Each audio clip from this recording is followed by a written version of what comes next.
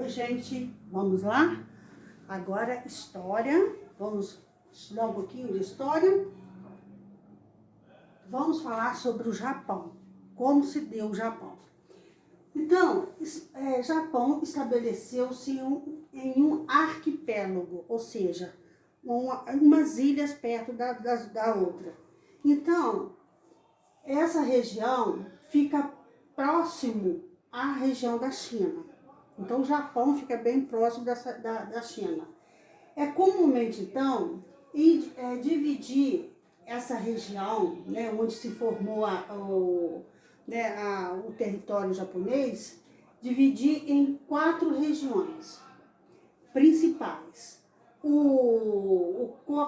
Hokkaido, que é mais ao norte, tem o Honshu, que fica ao centro, e Shikoku e Kyushu, que fica mais ao sul. Então, são as 4 regiões principais onde se formou o quê? O Japão. O Japão na pré-história, como que era? Como que descobriram? Olha, o Japão tem uma rica e vasta pré-história. Porém, tem um mistério que intriga os estudiosos, como os historiadores e os arqueólogos, que eles dedicaram ao estudo, né, da formação desse povo japonês. E o fato que deixou eles bem intrigados foi o fato de existirem resquícios, ou seja, alguns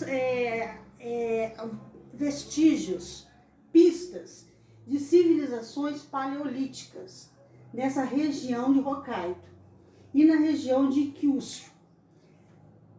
Mas, porém, ficou difícil de identificar exatamente o lugar onde começou a formação desse país. Mesmo eles terem achado objetos, mesmo assim ficou difícil de identificar o local certo do início da formação do povo japonês. E os arqueólogos, eles acharam no Neolítico vasos de argila. E esses vasos de argila, segundo os estudos, eles estudaram, pesquisaram, pertenciam entre os séculos 8 a.C. e o século 3 a.C. Então, é um povo muito antigo. E teriam desenvolvido técnicas bem complexas para eles confeccionarem armamentos e utensílios. E o que eles usavam? Ossos e pedras. Eles construíam moradias bem elaboradas. E essas moradias eram feitas de madeira. E eles cobriam com palha. E faziam seus objetos de arte. E através desses objetos de arte, que os historiadores, os arqueólogos, eles consideravam que esse período ficou marcado pela produção dos vasos Jomon. Então, lá no livro de vocês tem a imagem, eu só não coloquei porque a internet não tá legal, tá bom? Então, vocês olhem no livro lá de vocês e vocês vão ver os vasos Jomon. E o Japão, na pré-história, a Idade Antiga. Então, vamos ver o que aconteceu da pré-história para a passagem da Idade Antiga. Na Idade dos Metais, começou a surgir, então, no Japão, um fenômeno muito importante. As sociedades que eram típicas dessa época do Neolítico, começaram, então, a ter uma particularidade. Como assim? Eles começaram a construir e viver em tribos.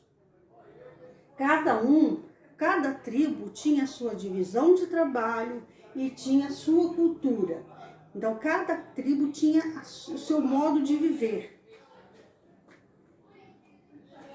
Por volta do ano 400 depois de Cristo, a tribo Yamato se fortalecia. Cada vez mais ela ficava mais forte e com suas características bem marcantes. Então, destacou-se com uma consolidada produção de arroz. Então, eles tinham uma produção de arroz muito rica e unificou as tribos mais fortes do Japão. Com essa unificação das tribos mais importantes, eles começaram a fundar o Estado japonês antigo. E como que era a religião? O Japão antigo, ele era shintoísta. O que é shintoísmo? Shintoísmo é uma religião em que eles a natureza era divinizada, ou seja, era algo divino. Então, eles acreditavam nos kamis. Quem eram os kamis? Eram os espíritos que correspondiam a tudo aquilo que não era humano, como o sol, a lua, os rios, as montanhas, as estrelas. Então, eles acreditavam nisso e eles achavam que os espíritos estavam em tudo aquilo que não era humano. E apesar de ter sido a primeira manifestação religiosa, o shintoísmo, apesar de ser a primeira manifestação religiosa do Japão antigo, até hoje o shintoísmo faz parte da cultura japonesa. Então, gente, é isso. Um beijo para vocês.